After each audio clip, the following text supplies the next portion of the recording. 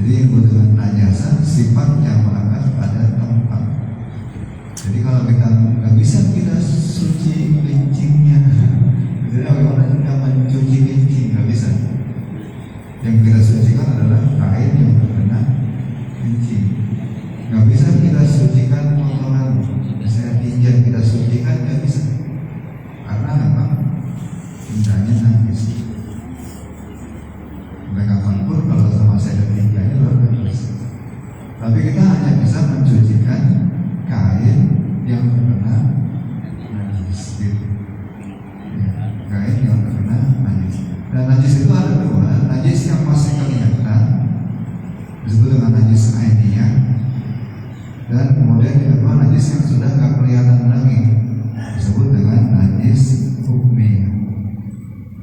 Kalau najis ainiyah begini, kita kan kita kencing di masjid ya, di teras depan kencing, masih ada kencingnya, itu namanya najis ainiyah, karena masih ada kencingnya kelihatan. Atau kencingnya udah nggak ada, tapi masih ada baunya, itu masih ada, namanya najis ainiyah. Atau baunya udah nggak ada, tapi masih ada warnanya, itu namanya najis ainiyah. Artinya secara fisiknya masih ada, baik indahnya ataupun baunya ataupun warnanya. Itu kalau masih ada kelihatan, itu namanya najis ainiyah. Tapi kalau najis hukmiyah, ini kena kencing nih, teras masjid ada depan, kena kencing, tahu yakin kena kencing, tapi dicium udah nggak ada bau, ya dilihat udah nggak ada warnanya, dipegang udah kencing aja biasa seperti itu. Nah itu walaupun kita sudah katakan tidak ada jendaknya, tidak ada baunya, tidak ada warnanya, karena sebelumnya pernah kena kencing, menjadi baik disertai rasanya salah satu di antara dua sisi, maksudnya di antara dua sisi itu di antara badan kita dan tubuh hewan yang tadi yang basah. Salah satunya basah berarti kena najis kita, apalagi dua-duanya basah.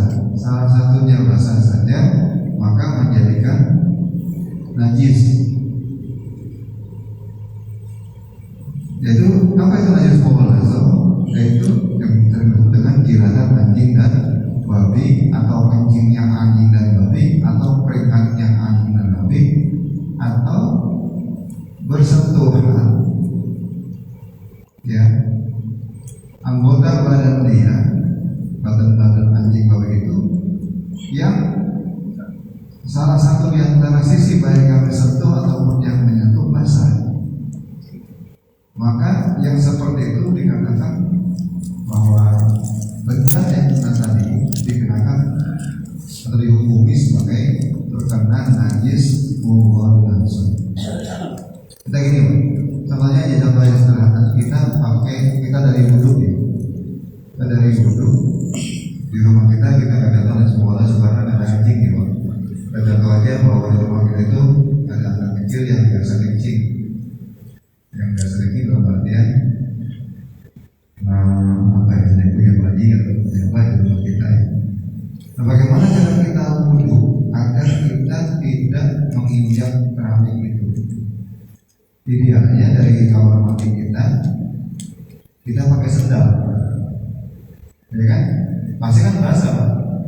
Habis wudhu kita melangkah ke keramik lantai kita itu biar anak biasa kena kencing. Karena basah, walaupun bawahnya nggak basah, tapi karena kaki kita basah, maka najisnya nempel ke kaki kita gitu. Dan itu masalah satu di antara dua sisi ini, baik lantainya yang basah ataupun kaki kita yang basah. Karena salah satu di antara dua sisi itu basah, maka kita terkena najis, namanya kaki kita terkena najis. Ya. Raguan kalau dalam rumah ada kencingnya, maka perlu mau jelas ya, kaki kita kering injak basah ya pasti kena najis. Ini kaki kita basah, di bawahnya kaki udah pernah kena kencing, terus kita melangkah di situ, Nah kemudian langkah kita nempel kan ke keramik gitu. Nah berarti kaki kita sudah terkena najis, harus dicuci ulang kalau kita pengen sholat gitu. Makanya hindari kalau di rumah itu kita pakai sendal kalau memang apa, kita ingin aman dari kamar mandi ke tempat sholat. Ya mau sholat saja kita langsung naik ke tempat sejadah yang kering, sejadah basah sama ke sejadah kering. Ya, artinya kita lompat dari sendal, kalau tidak dari sendal ke tempat kering. Kalau kita mau lebih mudah, simple, berarti kita keluar dari kamar mandi harus kering kakinya. Karena gimana? Di depan kamar mandi harus ada keset yang mengeringkan kaki. Dan masalahnya maksimal kan. Jadi kita pengen nih, udah tahu rumah kita itu ada anak kecil ya, yang biasa kencing. Kita pengen bebas keluar masuk kamar mandi tanpa harus pakai sendal. Bagaimana caranya supaya aman menjak keramik yang pernah kena kencing? Berarti di depan kamar mandi kita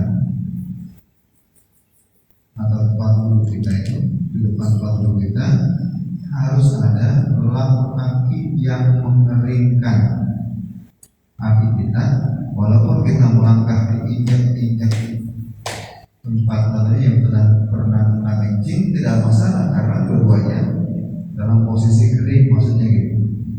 Ya, itu namanya salah satu di antara posisinya ada basah saja, maka menjadi terkena atau terkena najis. Sama ini kalau masih ada kencingnya terus kita injek, walaupun bagi kita kering kita kena najis. Makanya kadang saya suka marah-marah sama dia itu, mereka nggak pakai sendal, nggak pakai sepatu, lari dari sekolah ke sini, takutnya mereka injek apa-apa, walaupun kelihatan kering itu kelihatan kering. Tapi kalau pernah ada kata ayam di situ, yang kita bahasa dari dulu nggak nempel di situ, berarti namun najis kan kita kena najis. Jadi itu yang namanya yang kita khawatirkan gitu. Kalau anak nggak paham hukum-hukum, istilahnya cara menjaga kesucian. Nggak tahu gimana.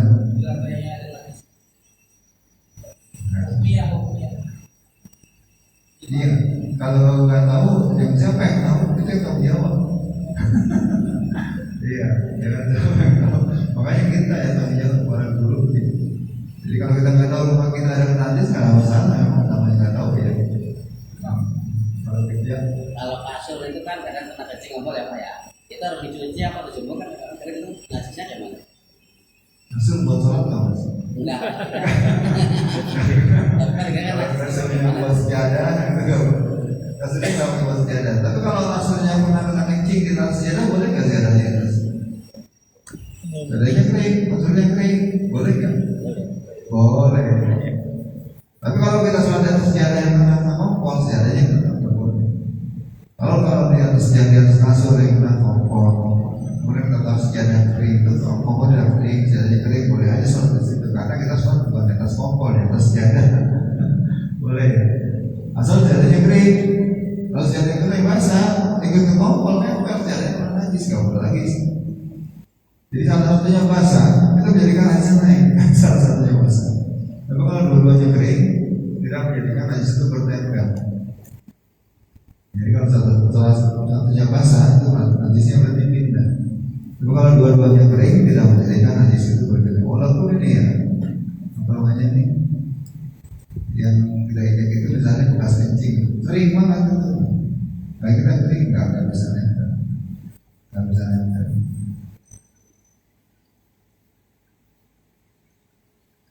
Bersama-sama kering. Tapi kalau salah satunya basah, di sini semua nggak basah-basah banjir, ini basah tawasul, basah sekedar basah saja, menjadikan ada sidik jari, itu menjadikan kita terkena najis.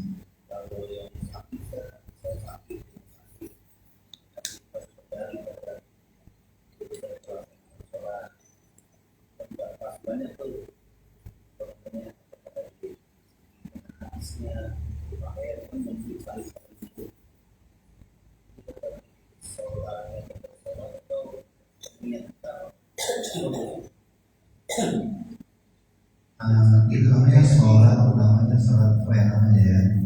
Sholat ibul hadas, namanya orang yang selalu dalam keadaan hadas. Kalau misalnya masih bisa salin, harusnya salin. Tapi kalau dia nggak bisa salin, berarti harus ada namanya sholat menghormati waktu saja, menghormati waktu saja. Sama kita sholat dalam satu perjalanan, bahkan kita menanya semua bagaimana kita sholat ini. Kita harus sholat besar, tapi hanya untuk mengumpulkan kewajiban waktu itu. Ya, kita punya kewajiban yang ada untuk mengulang sholatnya. Ya, diulang. Kalau misalnya apa? Dalam posisi pakaian yang tidak memungkinkan atau tempat yang tidak memungkinkan kita untuk sholat, tapi wajib yang ada. Maksudnya wajib sholat ketika itu dihormati bahkan saja menghormati waktu sholat. Enggak di waktu sehat kapan aja mau lama pada waktu. Jadi kalau zuhur dikumpulin mau zuhur semua, enggak masalah kapan aja. Misalnya semalaman zuhur, asar, maghrib, bisa subuh dikerjakan waktu luar silahkan. Enggak ada masalah kalau ini ada. Ada bukan. Lihat sebenarnya masih. Bukan berdoa, bukan niat sholatnya mengganti itu. Ya tak bodoh. Tapi itu bukan berarti bodoh dalam artian utang ya. Itu namanya mengulang sholat. Iya. Tapi di luar waktu yang sudah ada bisa digabungkan dalam satu waktu, bisa disebar-sebar sesuai dengan jamnya, maksudnya dengan waktunya. Dikumpulkan juga buat harus mengulang. Jadi nggak harus di waktunya masing-masing yang ada. Karena bahasanya tetap utang, tapi dia sebenarnya bukan utang dalam artian utang yang ilegal, tapi utang yang pemulangan. Nggak harus di waktu subuh nggak harus.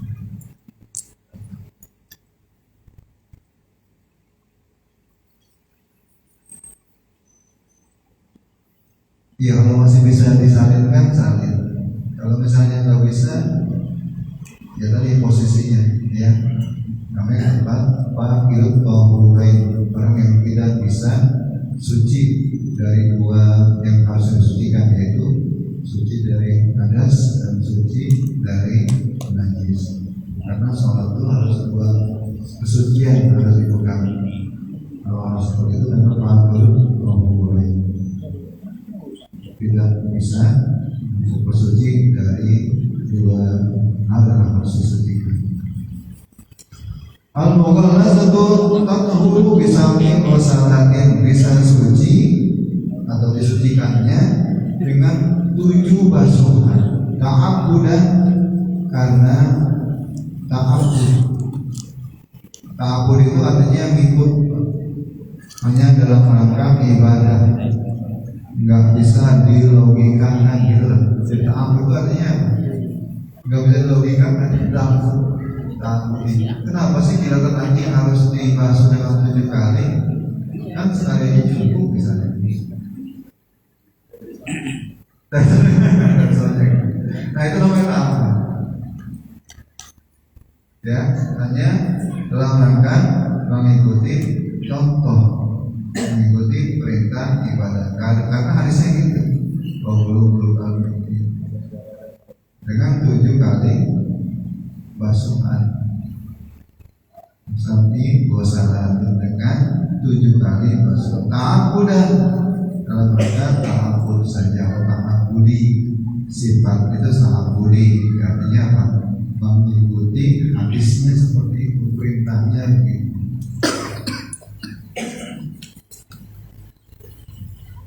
Wa illa, dan kalau bukan ta'abbud, ya bayangkan min haitsu zawari najasati marratan wahidatan haitsu zalat al-awsaf.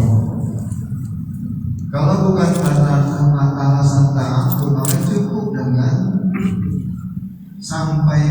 proses hilangnya najis walaupun hanya satu kali basuhan.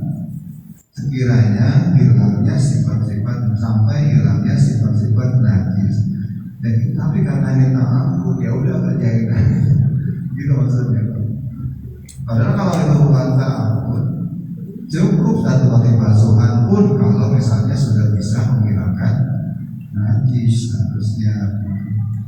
Karena ini ta'ampuni sifatnya, maka kerjakanlah untuk menghilangkan najis jilatan anjing dan babi, kencingnya anjing dan babi, keringatnya anjing dan babi itu dengan 7 kali basuhan. Sama Pak, mencium hajar aswad itu ta'ampuni. Mencium hajar aswad itu Umar malah berlutut. Kalau orang kita kan berlutut ya Pak, mencium hajar aswad karena sunnah. Sampai korban nyawa kadang-kadang untuk mencium hajar aswad. Tapi kalau Umar itu mencium hajar aswad sambil berlutut, sambil makan kotor. Dia mengatakan kalau sekiranya engkau hanya batu biasa, sekiranya Nabi tidak menciummu, aku tak akan mencium kamu. Karena Nabi mencium hajar aswad, maka disunahkan kita mencium hajar aswad. Ya, tapi Umar Khattab lain lagi karena dia tahu peristiwanya. Jadi ketika Fathu Makkah, Nabi mencium hajar aswad, ada orang-orang kafir itu kan masih banyak yang kafir. Umar Khattab dengar kebutuhan orang kafir dengan Muhammad itu apa? Batu dicium. Umar dengar tuh orang kafir harus pada ngomong. Katanya suruh bersihkan keyakinan. Tapi kenapa batu dicium? Nah gitu. Ya, jadi Umar Khattab itu saking kuatnya memegang akidah lurus, yang lurus ya, sampai mencium dan aswad juga ta'ampuni sifatnya. Yaitu apa? Karena Nabi mencontohkan mencium hajar aswad dan disunahkan mencium hajar aswad ya bagi orang yang mau. Tapi kalau mau mampu ya jangan sampai memaksakan diri sampai mengorbankan nyawa. Itu kalau orang kadang-kadang kita oh iya masya Allah semangatnya, tapi kalau niatnya kurang kuat ya kayaknya nggak bisa gitu. Kayaknya kurang ya harus benar-benar.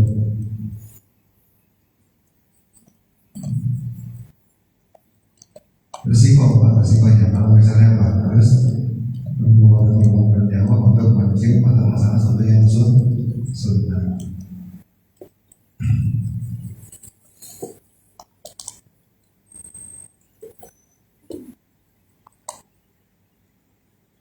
Dibasuh dengan 7 kali basuhan pada izalati ainiha setelah menghilangkan benda najisnya. Jadi ini maksudnya. Kalau kita kena jilatan anjing pada kaki kita atau pada perabotan kita, saya nggak tahu ya Pak, jilatan anjing itu ada bekasnya atau enggak? Kalau ada bekasnya dalam dirinya, ada ya? Kalau ada dalam dirinya, kapan dihitung 7? Yaitu pada izalati ainiha setelah menghilangkan bendanya. Jadi lendirnya dibuang dulu semua, baru dibasuh 7 basuhan gitu maksudnya. Jadi bukan lendir masih ada satu lendir, masih lendir, satu masih lendir, satu masih lendir, bukan. Dihitung 7 itu setelah lendirnya hilang gitu maksudnya. Ya, dihitung 7 setelah lendir-lendir dari jilatan anjing itunya hilang. Jadi bukan berkali-kali di posisi masih lendir udah dihitung 1, 2, 3, 4, belum dihitung. Setelah lendirnya hilang dibasuh 1, 2, 3, 4, 5, 6, 7. Itu jadi setelah dibuang lendirnya baru dihitung berapa? 7 kali. Wahada ini muafiqun sesuai 5 qalahu muhajiri, apa yang disampaikan oleh Imam Ibnu Hajar fil Minhajil Qawi dalam kitab Minhaj. Lu Al-Marghani ya, Al-Marghani dan Syekh Al-Marghani Sajid Al-Marghani Firtahi Panahil Mubtadi dalam kitab Firtahi Panahil Mubtadi dalam kitab Firtahi Haitsu qala yaitu bahwa keduanya berkata wa inna ma yu'tabaru sab'u dan semuanya diperhitungkan 7 kali itu ba'da zawal aini setelah hilangnya benda najisnya. Pemuziduha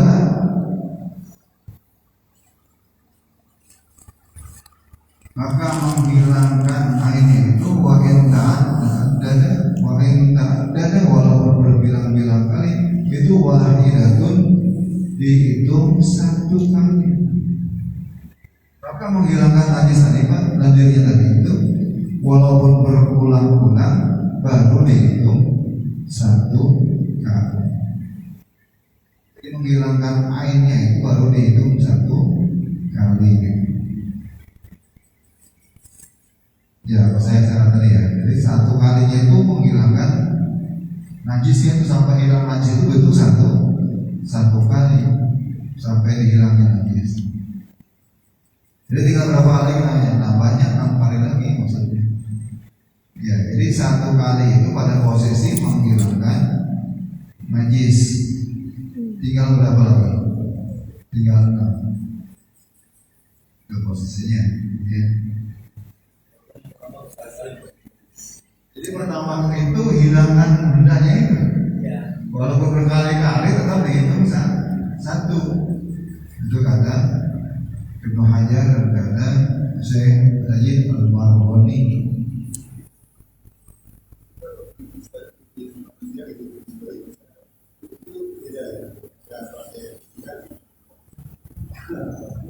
Itu malah kalau kita bayi mah ini kan hanya nas mubalah, ini kita bicara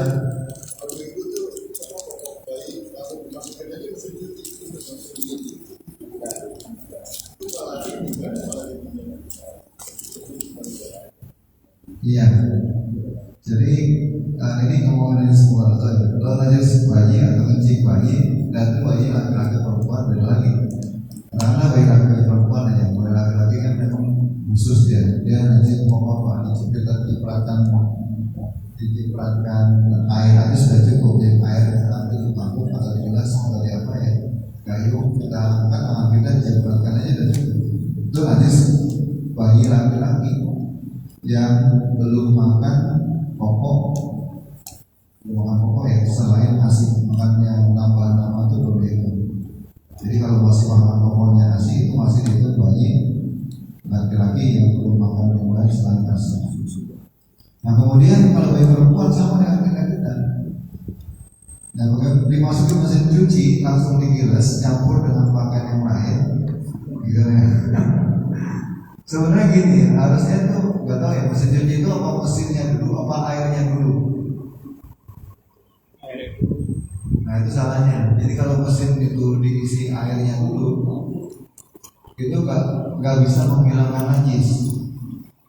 Maksudnya harusnya pakaiannya dulu taruh di situ, tuangin air.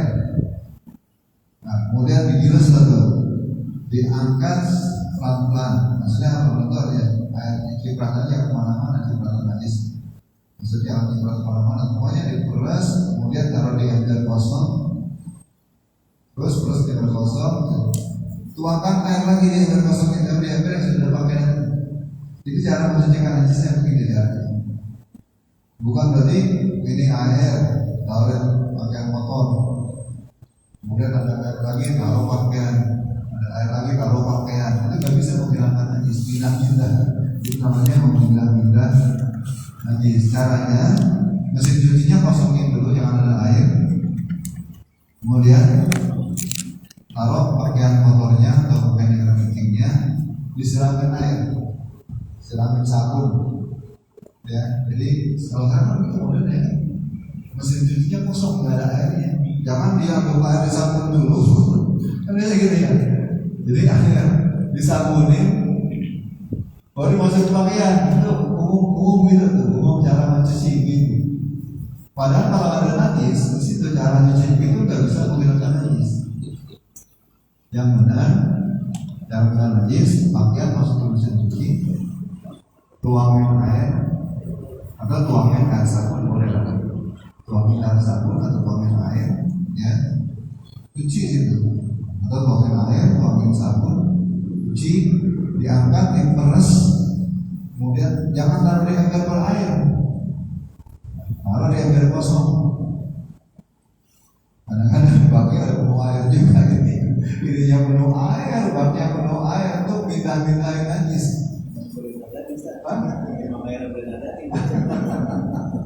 Jadi salah. Jadi maksudnya bak ya. Kalau airnya banyak dia ada kualitasnya. Tapi kalau airnya sedikit susah.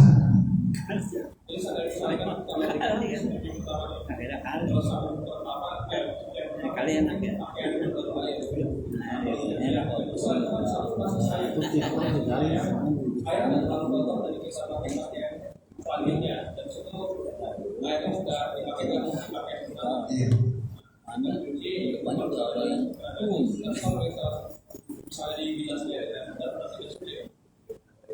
tahap berikutnya jangan sampai kayak itu lagi. Itu tahap katakanlah tahap menghilangkan airnya. Tapi posisinya najis taruh najis. Iya nggak apa-apa. Artinya tak air itu nggak dibuang. Misalnya najisnya tak ada di situ.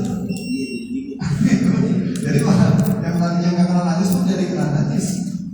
Kalau air itu masih dipakai.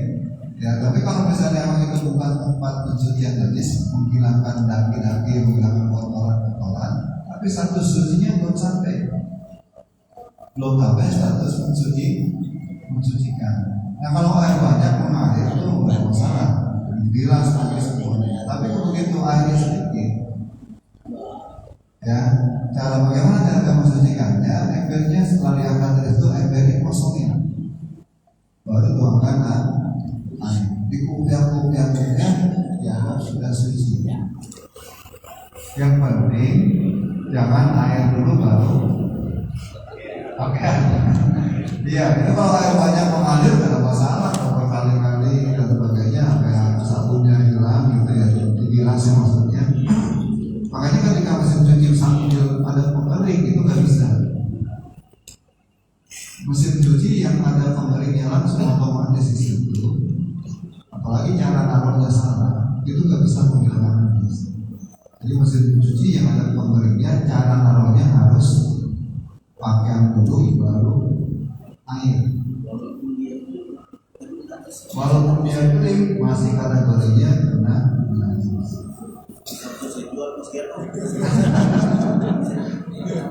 Ya, jadi cara menggunakan mesin cuci yang langsung mengering itu harusnya gitu. Kalau ada yang terkena najis di antara apa namanya pakaian yang dicuci, atau caranya kalau najis bisa dulu cuci di luar najisnya masukin situ boleh gitu. Kain dengan hanya keringat saja.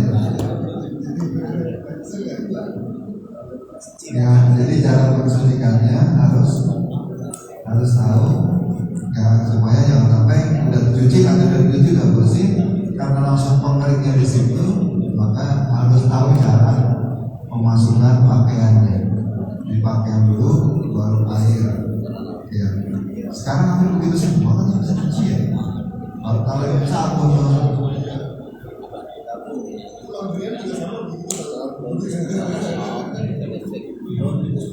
makanya kalau baju-baju laundry masih suci, karena kalau digabung dengan pakaian orang lain kita nggak tahu. Kalau digosok aja benar. Iya.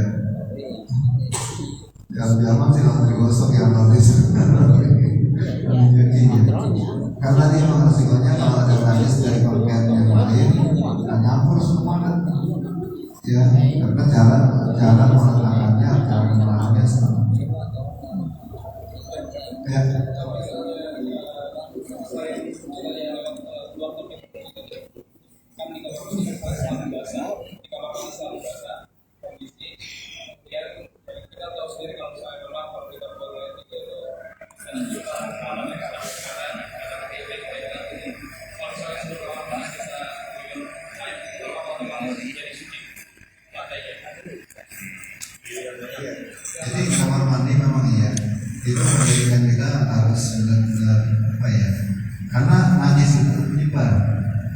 apalagi kalau cair.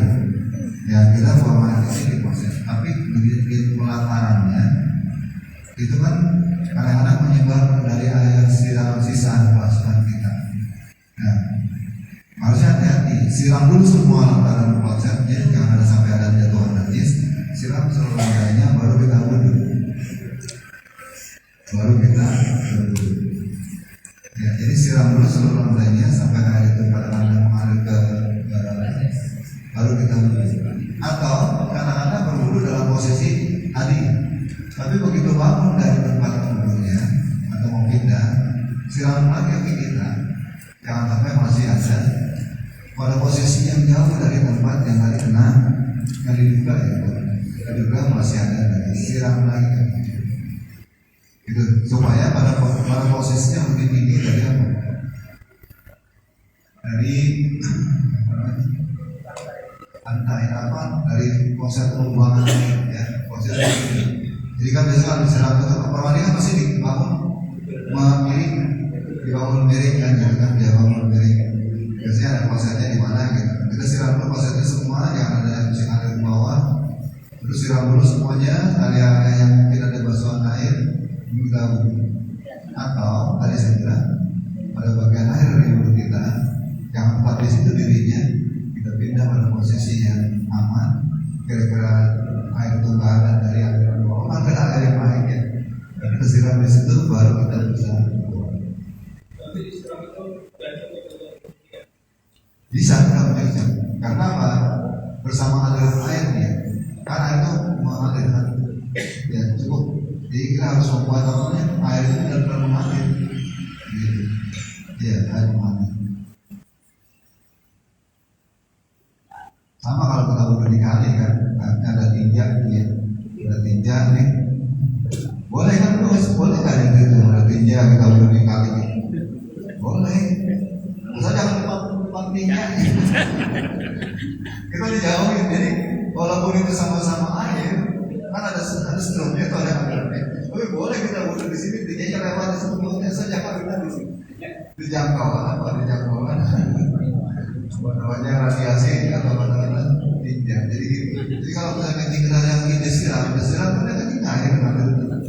Ya, jangan kiri kiri makin aja. Kira-kira gitu. Wassalamualaikum.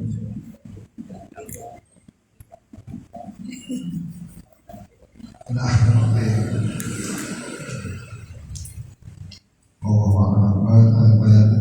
Tapi Islamnya wahai ta'ala dalam wudu Allahu a'lam bishawab. Terus cukup ya setelah kita baca pada nomor juga manfaat. Bismillahirrahmanirrahim. Alhamdulillah Allah ya kafir masih ya rabbana lakal hamdu kama yanbaghi li jalalika al-karim wa subhanahu wa sallallahu ala sayyidina Muhammad wa ala alihi wa sahbihi.